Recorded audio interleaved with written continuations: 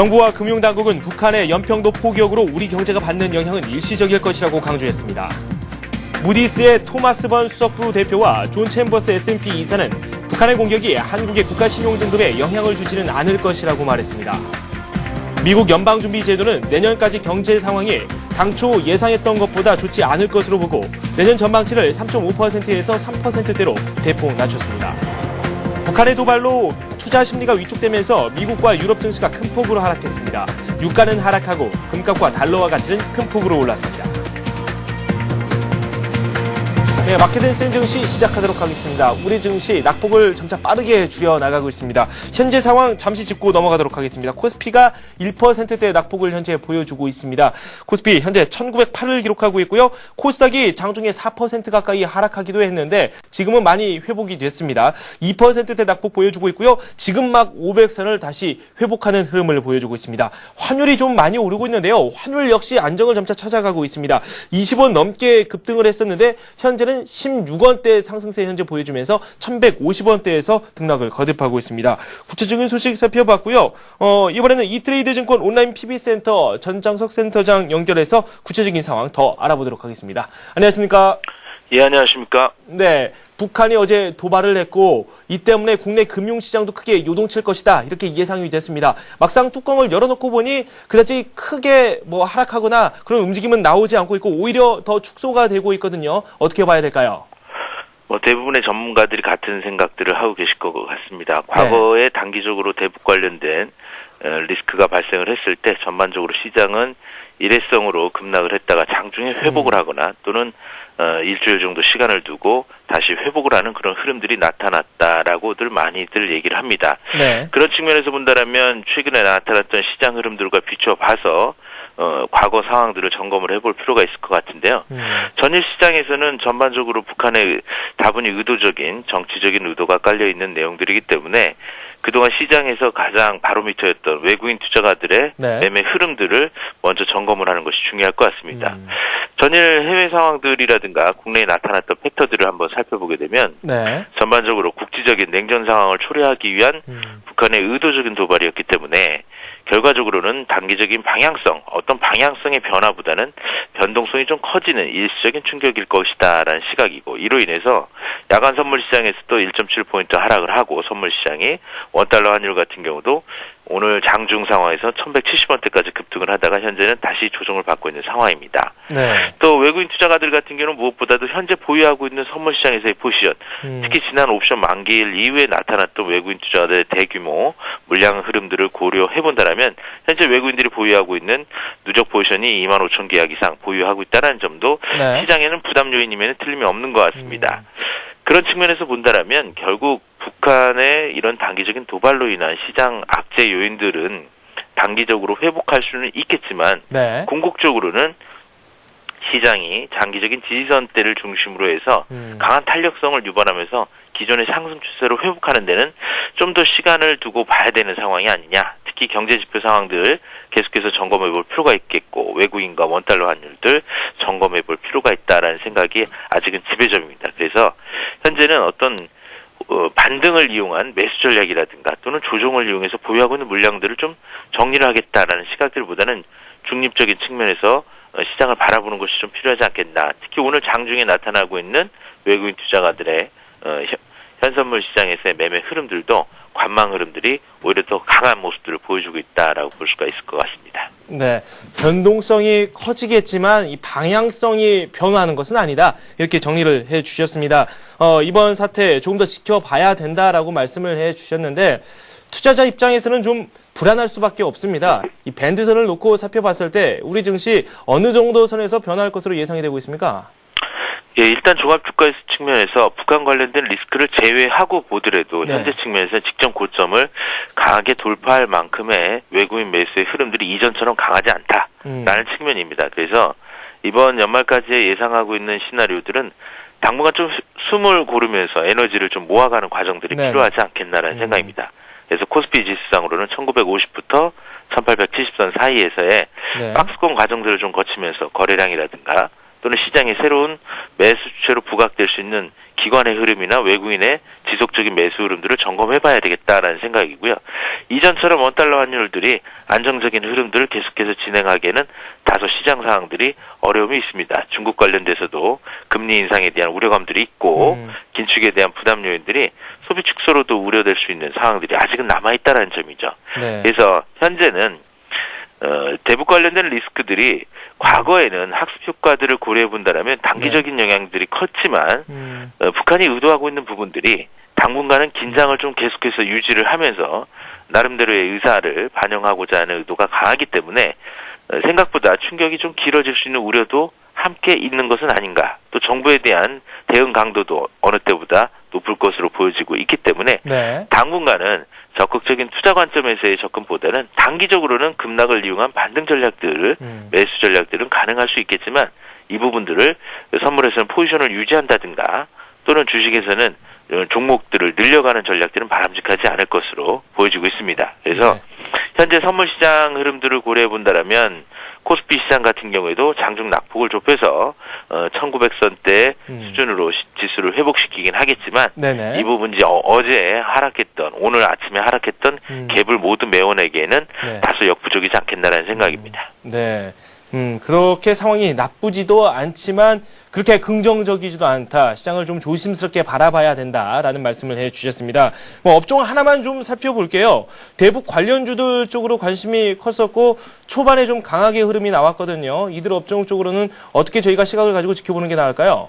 예, 남북 경협 관련된 대북 관련된 종목들은 네네. 그 면면을 좀 살펴보게 되면 현대그룹주들 이거나 또는 건설 종목들이거나 또는 중소 시장의 주도주의 역할을 보였던 종목들은 별로 찾아볼 수가 없습니다. 네네. 또 이들 종목들의 대부분 흐름들은 현재 추세가 어느 정도 상승 기조를 가지고 있는 종목들은 몇몇 종목들을 제외하고는 대부분 다 바닥권에 있는 상황이기 때문에 네. 현재 측면에서 이들이 계속해서 주도적인 역할들을 보여주면서 주가의 흐름들을 좌우할 가능성은 없겠고요. 그런 측면에서 매매에 나서시더라도 금일 장중 반등 시도 정도에 그칠 것으로 보여주고 있습니다. 그래서 네. 신규로 편입하는 시각들보다는 장중에 낙폭을 좀 좁혀가는 정도의 과정으로 접근을 하시는 것이 좋겠고요. 네. 그리고 현재 건설업종들 같은 경우에 전반적인 시각들이 주도주로 부각되기에는 다소 좀 어려운 시기, 또 금리에 대한 부담 요인들도 함께 갖고 있고요. 네. 또 현대그룹주들 같은 경우에도 자금 조달 능력들을 좀 더 지켜봐야 되는 상황이 아니냐라는 시각들이 아직은 좀 강한 것 같습니다. 그래서 네. 당장 이들 종목들의 신규 편입들이라든가 보유하고 있는 물량을 좀 서둘러서 파는 전략들보다는 낙폭 축소를 좀 활용하는 네. 그런 물량 축소 전략은 가능할 것으로 보이지만 신규 매매는 좀 바람직하지 않을 것으로 보여지고 있고요. 네. 다만 좀 시장을 주도했던 종목들, 자동차 업종들이라든가 화학 업종이라든가 에너지 업종들, 이들 업종들의 추세가 훼손되는 것이 아니냐라는 우려감들이 좀 있습니다. 네. 이런 종목들을 좀 잠깐 살펴보게 되면 시장 상황들, 경기 상황들을 고려해봤을 때 주도 종목들인 시장에 악재들이 발생을 하거나 일시적인 변동성이 확대되더라도 가장 안전한 종목이다라고 볼 수가 있을 것 같습니다. 그래서 네. 일단은 자동차 섹터라든가 에너지, 화학 관련된 섹터들은 일단 중장기적인 시각에서는 여전히 보유 전략들은 가능하고요. 신규 매수를 생각하고 계신 분들은 오히려 이번에 조정을 좀 활용하시면서 네. 좋은 가격들을 골라보는 전략들도 큰 무리는 없을 것으로 보여집니다. 네, 알겠습니다. 지금까지 이트레이드증권 온라인 PB센터의 전장석 센터장과 함께했습니다. 고맙습니다. 예, 감사합니다.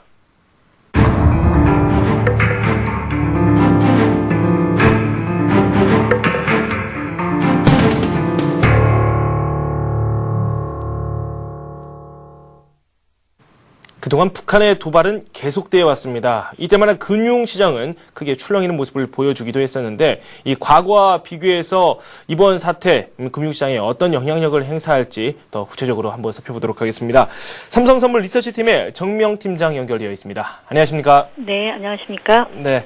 과거에 북한이 이 많은 도발을 했었고 그때마다 우리 금융시장이 반응을 했었는데요. 그때 어떤 모습을 보였는지 한번 요약을 해보도록 하겠습니다. 네. 일지에서 보시는 것처럼 이제 여러 가지 이제 도발들도 있었습니다. 네. 근데 지금 표에서 보시면은 이제 그런 사건 이후에 주가가 당일 혹은 5거래일 동안 큰 폭으로 급락한 사례는 이렇게 딱히 이렇게 눈에 보이지 않는 그런 상황입니다. 네네. 당시 이제 기억을 더듬어 봤을 때 가장 금융시장에 그 긴장감을 초래했던 그런 시점은 2003년 2월에서 3월의 시기였다고 볼 수가 있겠습니다. 그 당시 같은 경우는 북한이 NPT 탈퇴를 하고 핵 보유 선언을 하고 또한 그 동해상에서 지대한 미사일을 발표를 하고 이러한 일련의 사건들이 무디스로 하여금 우리나라 신용 전망을 하향 조정하게끔 연결이 되다 보니까 당시에 이제 주가가 한 그 가장 그 민감하게 반응을 했던 그런 시기로 볼 수가 있겠고요. 네. 최근에는 지난 그 3월 말 천안함 침몰 사건 이후에 5월 달에 증시가 급락했던 거. 하지만 그것도 뭐 천안함 사건과 직접적으로 연결됐다기보다도 대외적인 여건에 의해서 이제 이런 것들이 상승작용을 일으킨 그런 흐름으로 좀 파악을 해봐야 될 것 같습니다. 네. 시장에 대해서 지금 그동안에 있었던 내용들을 쭉 분석을 해 주셨는데요. 이 외환시장 쪽으로 가장 큰 관심이 갑니다. 오늘 뭐 장중에 20원 가까이 오르기도 했었고 그래도 이 상승분을 어느 정도 축소를 좀 하고 있습니다. 이 전일 시장 그리고 또 현재 시장 비교해서 말씀 한번 들어볼까요? 네, 어제 장 막판에 이 소식이 전해지면서 환율이 1140원 부근에서 마감을 했고요. 네. 여계 환율에서 1175원까지 급등을 했다가 오늘 그 환율을 반영을 하면서 1175원의 거래를 시작했습니다만은 그 이후로는 좀 차익 매물, 그다음에 수출업체들의 적극적인 내고 물량 등이 출회가 되면서 지금 현재 장중 저점을 1150.50원에 설정을 하고 지금까지는 1150원과 60원 사이에서 등락을 하고 있고 아직은 분위기가 50원의 지지선을 테스트해보자 하는 그런 분위기로 전개가 되고 있습니다. 네. 예, 북한의 재료가 이 외환시장에 미치는 영향도 한번 확인을 해보는 게 필요할 것 같아요. 증시 못지않게 좀 움직이는 모습이 나왔는데 어땠습니까? 네, 그렇습니다. 아까 말씀드렸듯이 이제 2003년 이후에 국내 금융시장에 미친 영향은 매우 일시적이었다라고 볼 수가 있는데 네. 어제 나타났던 시장의 가장 특징적인 부분이라고 한다면은 이런 북한 관련된 뉴스가 달러원 환율, 국내 금융시장뿐만 아니라 대외적으로 그 글로벌 달러와 대외 그 주식시장 등 글로벌 금융시장의 주요한 변수로 등장했던 것은 아마 제 기억에는 거의 없었던 일로 그렇게 네. 생각이 됩니다. 결국 이런 부분은 이제 대외적인 불안 요인, 즉 아일랜드나 중국과 관련된 그런 불안 요인 속에 북한 재료가 출현을 하면서 금융시장에서 일단 조정을 촉발시킨 것으로 그렇게 이해를 해야 될 것 같고요. 네. 달러원 환율과 CDS 프리미엄 차트를 제가 좀 첨부를 하고 싶은데 이제 그 차트를 보면은 최근의 환율은 그 CDS 프리미엄과 매우 유사한 흐름을 나타내고 있습니다. 그래서 어제 CDS 프리미엄 올라간 폭등을 감안을 하면은 일단 지금 현재 환율은 한 1150원과 60원 사이 이 정도로 좀 설정을 해도 큰 무리가 없지 않겠느냐 이렇게 생각이 될 수가 있겠는데 앞으로의 환율 전망이라는 것은 이런 북한 재료 자체만으로 이런 급등세가 유지되기는 어렵지 않겠나라고 생각이 되고요. 결국 지난 5월 달에 이제 환율이 1,100원 초반에서 1,277원까지 급등을 했던 것도 이제 대외적인 주가 조정 이런 부분에 천안함 뉴스에다가 그런 상황이 이제 외국인들로 하여금 좀 과다한 원화 포지션을 좀 일시에 그 환 노출을 줄이기 위한 거래들이 환율의 상승폭을 크게 키웠던 그런 사례들이 있었습니다. 네네. 근데 지금 여건도 외국인이 지난 또 9월 달부터 다시 이제 위험자산을 좀 적극적으로 편입을 하면서 한국 원화 자산도 많이 매입을 한 상태이기 때문에 네. 이 재료 자체라기보다도 대외적인 여건이 전체적으로 주가를 추가 조정 쪽으로 밀고 가는 그런 분위기로 전개된다고 한다면은 네. 외국인들도 이제 뭐 한국에 대한 포지션을 크게 줄일 것이라고 생각은 안 합니다만은 적어도 환에 노출된 부분만큼은 일정 부분 좀 줄이려는 그런 노력들이 환율의 변동성을 키울 가능성은 지금 내재가 되어 있는 것이 아닌가 이렇게 판단을 하고 있습니다. 네. 단순히 이 재료만으로 환율이 급등세를 유지하기는 어렵다. 이런 말씀을 해 주셨습니다. 두 말씀 고맙습니다. 감사합니다. 네, 지금까지 삼성선물의 정미영 팀장과 함께 외환시장에 대한 이야기 들어봤고요. 예전 북한이 도발을 했을 때 어떤 움직임을 보였는지 이 금융시장에 대한 말씀도 한번 들어봤습니다. 네, 이번에는 시황센터를 연결해서 현재 주식시장 어떻게 돌아가고 있는지 살펴보도록 하겠습니다. 김보람 아나운서 나와주세요. 네, 시황센터입니다. 북한발 리스크로 일본도 개파락 출발한 가운데 국내 증시는 빠르게 낙폭을 회복해가고 있습니다. 현재 코스피는 1,900포인트까지는 지지해주고 있는 모습인데요. 수급 내용도 살펴보겠습니다. 개인만 매도하고 있는 가운데 외국인과 기관 쪽에서 이끌어주고 있는데요. 현재 기관 쪽에서는 2,500억 원, 외국인이 700억 원 정도 사주는 상황입니다. 코스닥도 마찬가지로 500선 회복에 주력하고 있습니다. 현재는 499포인트 가리키고 있는데요. 수급 내용은 코스피와 비슷합니다. 현재 개인 쪽에서만 매도 물량이 나오고 있고요. 기관과 외국인 쪽에서 매수 우위를 차지하고 있습니다. 급락했었던 코스피 200지수 선물도 빠르게 낙폭을 만회해 나가면서 장중에 249포인트 부선까지 회복한 가운데 환율 또한 안정화되고 있는데요. 환율 체크해봅니다. 1170원대 급등으로 출발을 했는데요. 현재는 1150원대로 빠르게 안정화되고 있는 모습 확인할 수가 있습니다.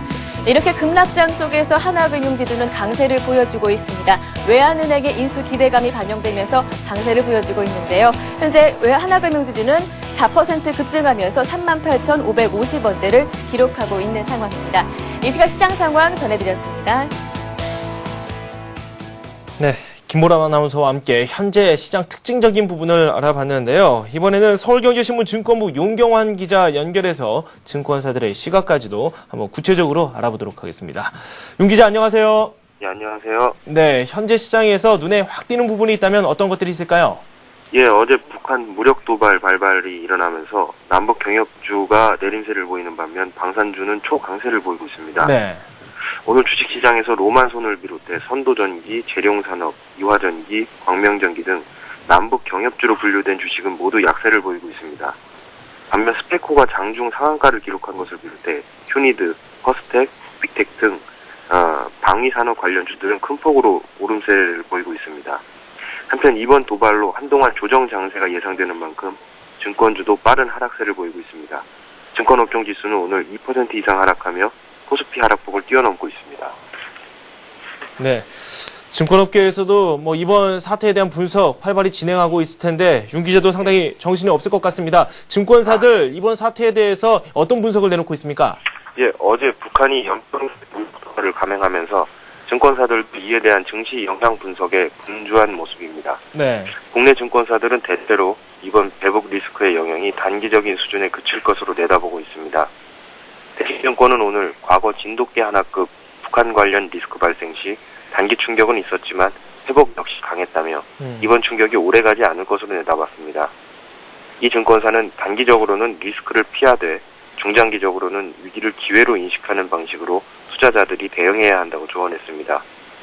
하나대투증권 역시 과거 북한의 주요 이슈가 발생한 이후 주식시장 및 금융시장에 미치는 영향은 단기적인 충격에 그쳤다며 오히려 이번 사건은 주식을 싸게 매수할 수 있는 기회가 될 수 있는 만큼 차분하게 변동성 장세에 대응하는 자세가 요구된다고 설명했습니다. 대우증권 역시 북한의 연평도 포격에 따른 증시 영향은 제한적일 것으로 내다봤습니다. 이 증권사는 향후 추가적인 도발이 없다면 이번 사태가 글로벌 유동성의 거대한 흐름까지 가로막지는 못할 것이라고 주장했습니다. 다만 단기적으로는 충격이 불가피한 만큼 보수적 대응이 중요하다는 의견이 다수 제기됐습니다. 삼성증권은 지정학적 리스크가 커지며 단기적 충격이 예상된다며 증시 변동성이 확대될 것으로 예상되므로 KT, SK텔레콤, 외환은행, KTNG, 우린 PMP 등 배당주를 이용한 방어적 포트폴리오를 추천한다고 밝혔습니다. 우리투자증권도 당분간은 공격보다는 방어적인 시장 대응을 유지해야 한다며 기술적으로 주요 지지선인 1840에서 1850포인트 전후에서 지지받을 가능성이 높다고 분석했습니다. 네. 신한금융투자는 앞에는 단기에 소멸되겠지만 지지선 구축 여부와 국가 신용등급 변경에 주목해야 한다며 중국의 반응에도 예의주시할 필요가 있다고 주장했습니다.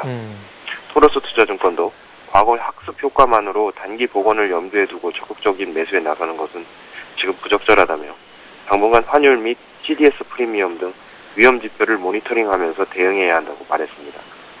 네. 구체적으로 증권사들이 이번 사태를 어떻게 바라보고 있는지 한번 살펴봤는데 방향성에 대한 의심은 그다지 크지는 않았습니다. 지지선 확실히 지지를 받고 있는지 그 여부에 주목하자라는 의견이 지배적으로 나왔습니다. 지금까지 윤경환 기자와 함께했습니다. 윤 기자 고맙습니다. 예, 감사합니다.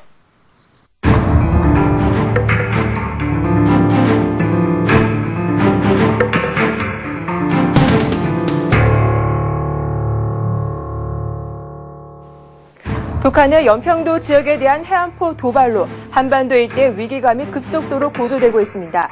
해외 언론들도 경악을 금치 못한다면서 이 관련 소식을 일제히 속보로 보내고 있는데요. 각국의 반응들 살펴보겠습니다. 북한의 우라늄 농축 위협에 이은 연평도 포격으로 한반도 긴장이 고조되는 가운데 중국이 외교 행보가 빨라질 것으로 보입니다. 지난 21일 북한이 공개한 영변 원심 분리기 2000여 기 설치에 관한 우라늄 농축 위협 사건에는 느린 대응을 하던 중국이 23일 오후 발생한 북한의 연평도 포격 사건에는 다급성이 느껴지는 발빠른 대응에 나섰는데요.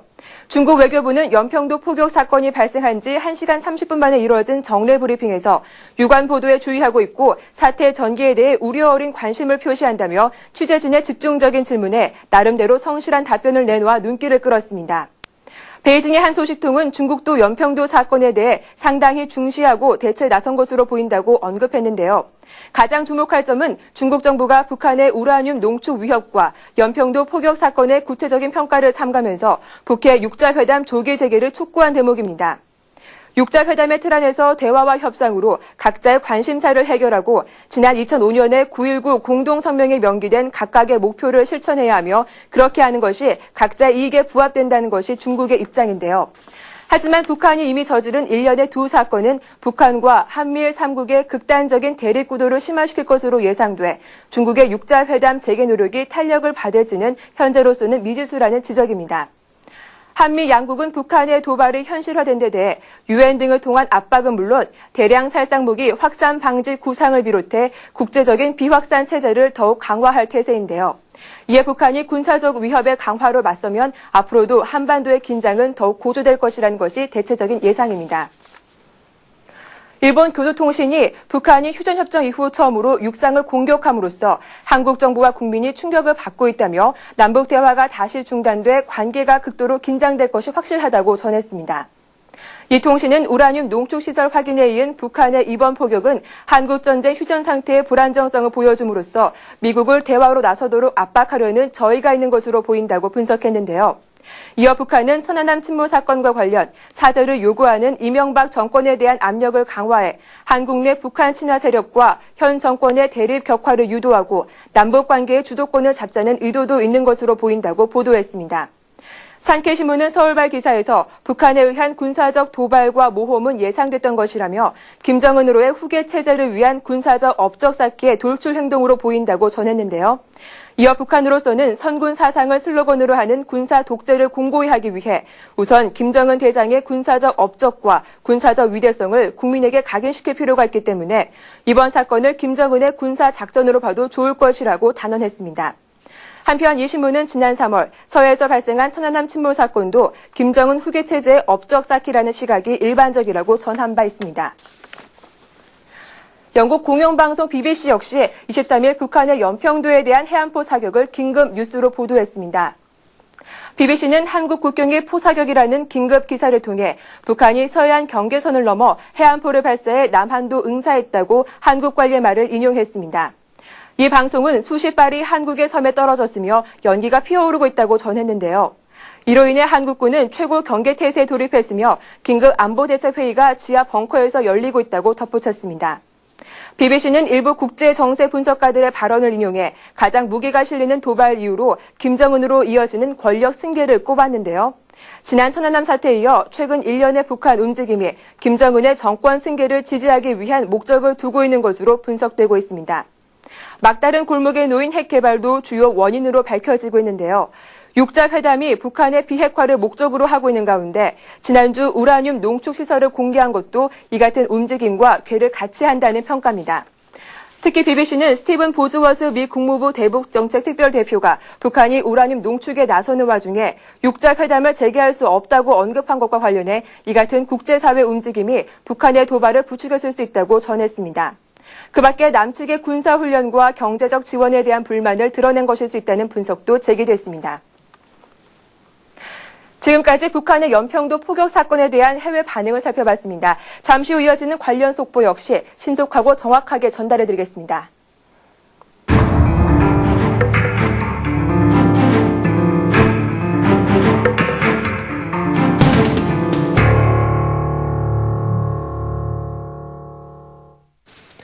네. 현재 시장 좀 살펴보고 더 진행을 하도록 하겠습니다. 낙폭을 많이 줄였습니다. 지금 코스피가 1910일 가리키고 있고요. 뭐 거의 2% 중반대 하락하던 게 어느새 1% 안쪽까지 내려왔습니다. 코스닥 같은 경우에는 장중에 4% 정도 하락하기도 했었는데 지금 2.1% 하락하고 있고요. 500선을 회복한 상태입니다. 지금 시총 상위 종목군들 흐름을 제가 잠시 살펴봤는데요. 현대차 같은 경우는 2%대 상승세가 나오고 있고요. 오비스 역시 좋은 흐름이 나오고 있습니다. SK에너지 역시 1.2% 상승을 하고 있고요. 지금 시총 1위 삼성전자 같은 경우에는 낙폭 2에서 3% 초반에 급락을 했었는데 많이 줄였죠. 0.3% 현재 내리고 있는 상황입니다. 네, 한맥투자증권 이재광 상무 전화 연결해서 구체적인 내용 더 알아보도록 하겠습니다. 상무님, 안녕하세요. 네, 안녕하십니까. 네. 좀 많이 놀라셨죠? 저뿐만 아니라 전 국민이 놀라지 않았나 생각이 듭니다. 네. 현재 시장 그래도 많이 회복을 한 모습이에요. 네, 그렇습니다. 네. 과거에도 보면 이 북한에서 이 김정일 괴뢰두당이 이런 자기들이 아쉬운 사건이 있을 때마다 이런 도발을 서슴지 않고 감행을 했는데요. 네. 아마 이번에는 되로 주고 말로 받는 격이 아닌가. 다시 말해서 그들이 요구하는 것보다는 오히려 득보다는 실이 많은 그런 상황이 이번에는 전개되지 않을까 이렇게 생각이 됩니다. 네. 자, 우리 이명박 대통령께서도 이번에 아주 강력한 응징을 표명했다시피 조금 그들의 이득을 보기 위해서 어떤 도발을 한다면 그거에 3배가 아니라 10배 이상 상응하는 대가를 치른다는 것을 이번에 확실히 보여줄 필요가 있지 않나 이렇게 생각이 됩니다. 자, 그리고 전반적으로 제가 북한 전문가는 아닙니다만 네네. 이번이 이 북한 측에서 이런 도발을 감행했던 그 이유가 이번에 원자로에다가 국제사회의 득을 보려고 했는데 그것이 여의치 않자 그들의 이득을 취하기 위한 전술로 보여집니다. 하지만 이번에서도 나타났다시피 국제사회의 냉랭한 분위기를 그들도 파악했음으로써 이것이 더 이상 확전으로 이어지지는 않을 것이다 이렇게 생각이 되고요. 네. 과거에도 보면 여러 차례 걸쳐서 북한의 도발이 있었습니다. 가장 최근에는 지난 3월 26일 날 천안함 침몰이 있었고요. 그 전에도 여러 차례 북한의 도발이 있었습니다만 그러나 그때마다 주식시장은 단기 악재에 그치는 그런 모습을 보였습니다. 물론 이번에는 우리 국토를 6.25 사변 이후에 처음으로 우리나라 국토를 직격 타격했다는데 국내뿐만 아니라 국외에서도 상당히 놀라움을 금치 못하고는 있습니다만 그러나 실질적으로 이번 사건도 북한의 오판에 의한 것이 아니었나 이렇게 생각이 되고 과거에도 보면 혹시 자료가 자막으로 나올 수 있나 모르겠는데 여러 차례 북한의 도발이 있었습니다만 그것이 장중이라든지 하루 악재에 그치고 마는 그런 모습을 보였습니다. 특히 1999년 6월 15일 날 있었던 1차 연평해전에서는요.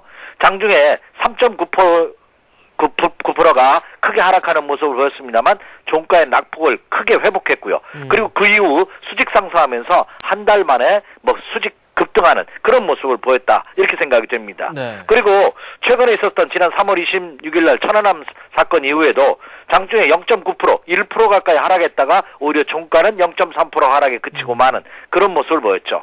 자, 국내 시장도 마찬가지 아닌가 이렇게 생각이 됩니다. 오늘도 아침 시초가는 1883포인트로 1900선이 단숨에 붕괴되면서 출발을 했습니다만 네. 빠르게 회복하면서 현재는 1910포인트를 회복하는 그런 모습이 펼쳐지고 있습니다. 그렇다면 결국 이번 사건도 순간적인 악재로 인해서 급락은 했습니다만 시장은 냉정하게 제자리를 찾아가고 있는 그런 모습을 보여주고 있다는 점입니다. 네. 물론 오늘 새벽에 끝난 뉴욕 증시의 모습에서도 낙폭이 크게 확산되는 그런 모습을 보였습니다만 그러나 조정의 폭 바운드리에 놓여져 있는 그런 모습을 보였다 이렇게 말씀을 드릴 수가 있다는 점을 감안해 본다면 네. 오늘장 두려워할 필요 없지 않나 이렇게 생각이 됩니다. 오늘도 저는 저희 회사 시황 자료를 통해서 네. 만약에 종합지수가 오늘 시초가부터 급락을 보인다면 시초가 이하에서는 오히려 매수 전략도 가능하다 하는 전략을 드렸는데요. 네네. 특히 종합지수 코스피 시장을 기준으로 50포인트 이상 하락한다면 단계 반등은 무조건 있는 그런 모습입니다. 네. 왜냐하면 이미 코스피 시장을 기준으로 본다면 1900선 이하 1870선 라인이 강력한 지지선이다 하는 점을 여러 차례 강조해드렸습니다. 그래서 여기서 추가 하락한다 하더라도 1870선 라인에서는 그렇죠. 반등이 예상되고 있는 국면이라는 점을 여러분 명심하시면서 오늘장 같은 경우 하락시 매도한다는 것은 고려하지 마시고요. 네. 오히려 급락을 보인다면 비중을 더 늘려가는 전략으로 임하셔도 무리가 없지 않을까 하는 생각을 가져봅니다. 네. 그런 차원에서 접근하신다면 이번에 북한의 도발도 그렇죠? 많은 보도를 통해서 여러분도 접하셨겠지만 이것은 순간적인 장중 악재나 하루 이틀 악재에 그칠 가능성이 높다는 점을 여러분 염두에 두시기 바랍니다. 네. 그리고 시장 상황도 나쁘지 않습니다. 어제 MDF 시장, 장외시장에서 우리나라 그 채권 가격이라든지 한국물 가격이 크게 하락했다고 합니다. 환율도 급등하는 모습을 보였고요. 하지만 오히려 저녁을 지나고 나서 하루가 지나자 급속하게 안정되는 그런 모습을 보이면서 오늘 코스피 시장에서도 외국인 투자가들이 현재 한 700억 가까이 689억 원어치나 순매 수율을 보이고 있고 네. 이것은 코스피 시장뿐만 아니라 코스닥과 선물 시장에서도 매수세가 이어지고 있다는 점입니다. 더군다나 그동안 침묵을 지키면서 매도를 일관했던 국내 기관 투자가들도 오늘 급락을 보이자 투신권을 필두로 해서 오늘 국내 기관 투자가들이 매수 규모가 2,600억 원을 벌써 넘어서고 있습니다. 네네. 이렇다고 본다면 그동안의 지속적인 매도로 인해서 풍부한 자금력을 확보한 국내 기관 투자가들도 이제는 지수의 방어에 나설 가능성이 높고 네. 단순히 방어뿐만 아니라 그동안 저평가되어 있는 종목을 중심으로 한 매수세는 이어질 공산이 크다 이렇게 말씀을 드립니다. 네. 현재도 보면은요 삼성전자가 거의 보합 수준까지 낙폭을 줄였고요. 네. 그리고 뭐 그동안 낙폭이 심했던 KB금융은 플러스 800원, 플러스 900원. 그리고 자동차 3인방, 현대모비스, 현대차, 기아차는 이미 상승 반전에 성공하는 그런 모습을 보였고요. 또 건설 쪽에서 현대건설은 또 플러스로 상승 반전한다는. 그리고 IT주로 할 수 있는 뭐 LG 디스플레이라든지 삼성전기 같은 종목군들도 뭐 강보합이라든지 보합 플러스 국면을 보이고 있다. 이렇게 말씀을 드릴 수가 있겠습니다. 네. 그렇다고 본다면 그동안 국내 종합지수가 단기적으로 연속 상승했다는 부담감 그리고 아일랜드를 포함한 유럽의 악재가 해소되지 않은 상황에서 대북 도발 등 악재가 이어져서 나오는 듯한 모습을 보였지만 오히려 이것은 전화위복의 계기가 될 가능성도 크지 않을까 이렇게 생각이 됩니다. 네. 자 그렇다면 세계의 증시를 준비한 차트의 모습을 보면서 다시 한번 점검해 드림으로써 오늘장 한번 투자 전략을 한번 살펴드리도록 하겠습니다. 네네. 자 먼저 미국 시장부터 한번 보도록 하겠습니다. 지금 화면에 보시는 것이 다우존스 공업지수의 일봉 차트의 모습입니다. 물론 한국발 악재로 인해서 뉴욕 증시에서 조정을 받았습니다. 그러나 조정받는 폭이 지선 라인에 근접한 그런 모습이에요. 뉴욕 증시도 여기서 추가 하락한다 하더라도 직전 저점대에 근접하고 있기 때문에 어떠한 방법으로든 반등을 줍니다. 그래서 이 반등 탄력도를 보고 나서 반등이 약할 경우에 매도 전략을 취하셔도 늦지 않겠나 이렇게 생각이 되고 그리고 뉴욕 증시도 설사 이 지선 라인 11,000포인트선이 붕괴된다 하더라도 그 이하에서는 더 강력한 지지선이 형성되고 있습니다. 그렇다고 본다면 뉴욕 증시도 자 연속 상승 신고가 행진에 따른 조정의 과정 제가 이미 지난주에도 금주초에도 이런 말씀드렸죠.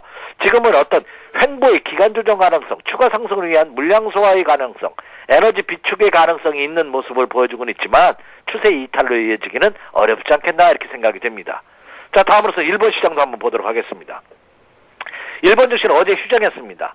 그래서 어제 휴장인 관계로 오늘 하락폭이 좀 큽니다. 네. 장중에 2%가 넘는 하락을 보이다 지금 마이너스 1%대로 낙폭을 줄이고 있습니다. 지금 보이시는 것이 일본의 니케이 지수의 일봉 차트의 모습인데요. 이미 여러 차례 강조해드렸죠. 이거 완전 바닥 탈출 신호입니다. 네네. 일서상승의 기간 조정, 재차 상승. 눌림목을 받는다 하더라도 이제는 내려올 때마다 대기 매수가 굉장히 강하게 형성되고 있는 그런 모습을 보여주고 있다 이렇게 말씀을 드립니다. 전형적인 상승 패턴에서 연속 상승에 따른 눌림목의 과정을 보이고 있다 이렇게 생각이 됩니다. 자 다음에 중국 증시도 한번 보도록 하겠습니다. 중국 증시가 다소 조정을 받고 있습니다. 역시 중국에 대한 긴축에 대한 불안감이 중국 투자자들로 하여금 매도 물량을 내놓고 하고 있는데 이게 또 마찬가지죠.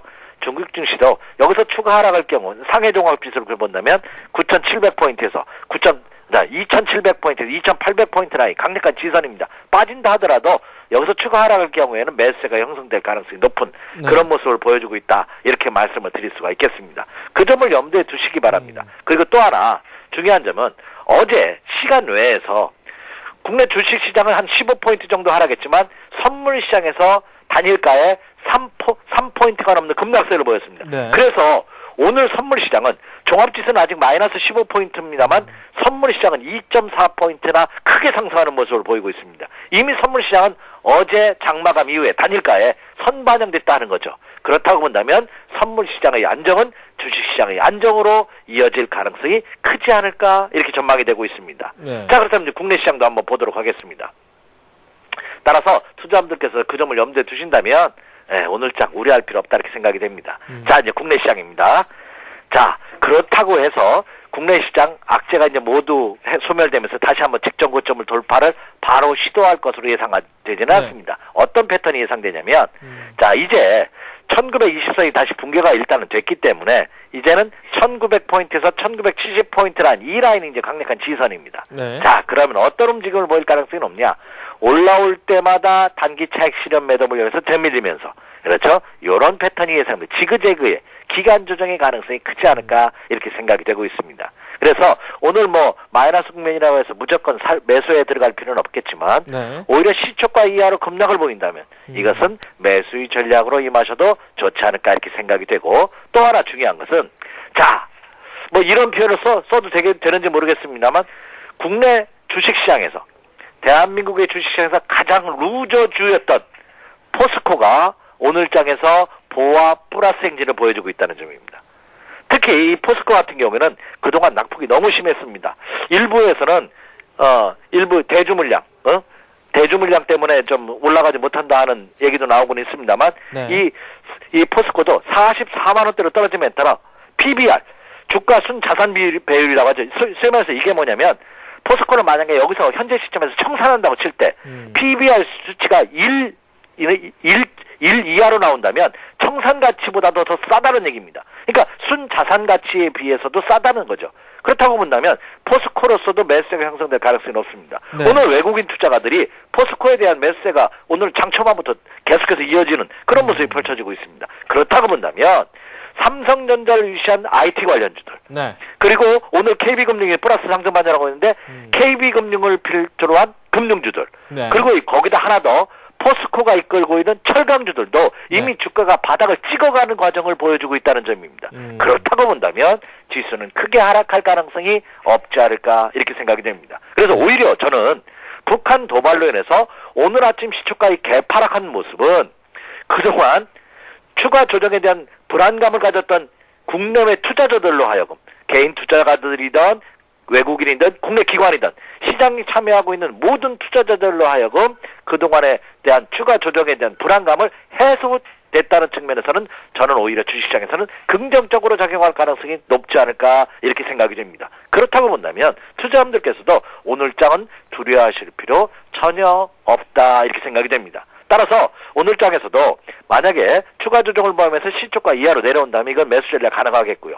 그리고 오늘부터 내일 모레 금요일까지 계속해서 오르면 밀리고 빠지면 받쳐주는 이런 흔들림의 모습을 보일 가능성이 큽니다. 그렇다고 본다면 금주도 좀 여유롭게 생각하시면서 하락시 모아간다는 이런 전략으로 임해 주시기 바라고요. 그리고 역시 지수는 이제는 종합지수가 급락을 보여서 종합지수가 올라가는 타임이기 때문에 역시 업종 대표주, 대한민국을 대표할 수 있는 그런 우량주를 중심으로 한 비중 확대 전략이 가능할 것으로 판단이 됩니다. 네. 자, 결론적으로 말씀드려서 북한의 도발도 과거 여러 차례 우리가 경험했다시피 이것이 단기 악재로 그칠 가능성이 높지 않을까 이렇게 생각이 되고 있습니다.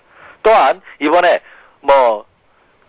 우리나라 연평도 국토를 직접 타격했다는 점 그리고 민간인에 대한 부상자가 속출했다는 점이 국내적으로 악재로 작용할 가능성은 있습니다만 이것이 전면전으로 확산될 가능성은 상당히 적다는 점을 감안해 본다면 오히려 시장에서는 오늘의 충격은 추가 상승의 어떤 기폭제가 될 가능성이 높다는 점 여러분 명심하시기 바랍니다. 그래서 오늘 장에 대해서도 크게 우려하지 마시고요. 기존의 전략 그대로 유지해 나가는 매수마인 전략은 여전히 요구되고 있다 이렇게 생각이 됩니다. 다만 단기적인 매매 전략을 세우고 계시는 분이라면 그 오늘장 이후 목요일과 금요일장 내일과 모레장에서 한번 타이밍을 노려보시기 바라고요. 네. 중장기적으로 모아가시는 분이라고 본다면 마이너스 하락이 깊었을 때 분할 매수로 비중을 더 늘려가셔도 좋다 이렇게 생각이 됩니다. 네. 우리가 흔히 이런 표현을 씁니다. 위기는 기회라고. 역시 주식시장에서도 그 말이 전혀 적중되고 있다. 전혀 틀리지 않는 말이다. 이렇게 말씀을 드릴 수가 있겠습니다. 그리고 또 하나 중요한 것은 오늘 새벽 끝난 뉴욕 증시가 하락했지만 지금 나스닥 선물 시장은 4포인트 상승하고 있고요. 그리고 급등했던 환율도 지금은 12원 상승하면서 1150원대로 상승폭을 둔화시키고 있다는 점 또한 긍정적으로 작용하고 있습니다. 네. 이렇다고 본다면 어제 나타났던 도발은 그렇죠. 길어야 금주. 네. 그렇죠? 짧으면 오늘 내일로서 그 악재는 해소될 가능성이 높고 네. 그 기존의 평온함을 이어갈 가능성이 높지 않을까. 그렇다고 본다면 네. 오늘의 악재로 인해서 급락했던 폭은 바로 회복할 겁니다. 빠르면 오늘 오후장에서도 회복할 수 있고 늦어도 내일장에서는 회복할 가능성이 높다는 점을 여러분 염두에 두시면서 네네. 그렇게 불안해하실 필요는 없다 이렇게 생각이 듭니다. 그래서 네. 또 하나는 저는 이런 생각을 해봅니다. 모두에도 언급해드렸다시피 이 북한 김정일 정부가 그 도발을 한 가장 근본적인 이유는 우리나라를 포함한 전 세계 불안감을 조장해서 그들이 요구하고 있는 혜택을 받으려 할 겁니다. 그렇다면 이 북한의 도발로 인해서 단순히 정치적인 뿐만 아니라 정치, 경제, 사회, 문화 모든 전반에 걸쳐서 불안감이 조성될 가능성이 높은데 오히려 그것은 북한이 바라는 일이 아닌가 이렇게 생각이 됩니다. 좀 더 냉철하게 객관적으로 판단할 필요가 충분히 있고 이것은 주식시장의 붕괴라든지 일부 혹자가 얘기하듯 이번 도발은 오히려 장기화될지도 모른다는 이런 불안감을 가지실 필요는 아직 없다 이렇게 말씀을 드립니다. 네. 충격이 오래 가지 않을 것이다. 오히려 이번 기회가 저점을 확인하는 그런 기회가 될 것이다. 라는 말씀을 해주셨고 좀 적극적으로 시장을 대응해보자. 이런 말씀까지 해주셨습니다. 네. 지금까지 한맥투자증권의 이재광 상무와 함께했습니다. 고맙습니다. 네. 감사합니다. 네. 네, 현재 시장 좀 살펴보겠습니다. 많이 줄였네요. 코스피가 1915까지 올라왔습니다. 낙폭 0.7% 기록하고 있고요. 코스닥 역시 좀 힘을 내고 있습니다. 1.7% 현재 하락하고 있는데 502를 가리키고 있습니다. 외국인, 기관 여전히 매수를 하고 있고요. 지금 기관 쪽에서 매수를 꾸준히 더 하고 있다라는 사실을 알 수 있습니다. 개인이 매물을 좀 내놓고는 있는데 매물 조금씩 줄어들고 있죠. 지금 화면을 보시면 코스닥 쪽도 비슷한 양상으로 장이 전개되고 있다는 사실을 알 수 있습니다. 프로그램 쪽에서는 오히려 지금 비차익 쪽에서 매수가 유입이 되고 있습니다. 하지만 차익 거래 쪽에서 매물이 좀 늘어나면서 합계로는 프로그램 쪽에서는 매도가 현재 나오고 있는 상황입니다. 원달러 환율 앞에서 말씀 들으셨죠? 점차 상승폭을 축소하고 있고요. 13원 60전 오르면서 1151원 10전 선에서 현재 거래가 이루어지고 있습니다. 네, 시장 상황이 양호하게 전개가 되고 있습니다.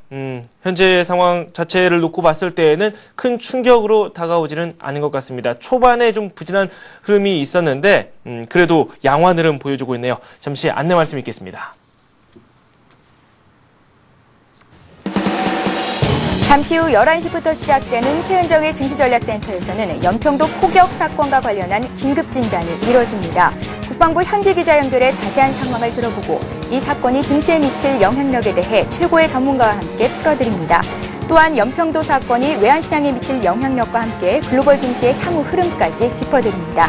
증시전략센터 출연 전문가들에게는 시장 급락에 따른 대응법과 함께 긴급 종목 상담을 해드립니다. 잠시 후 11시 최은정의 증시전략센터에서 뵙겠습니다.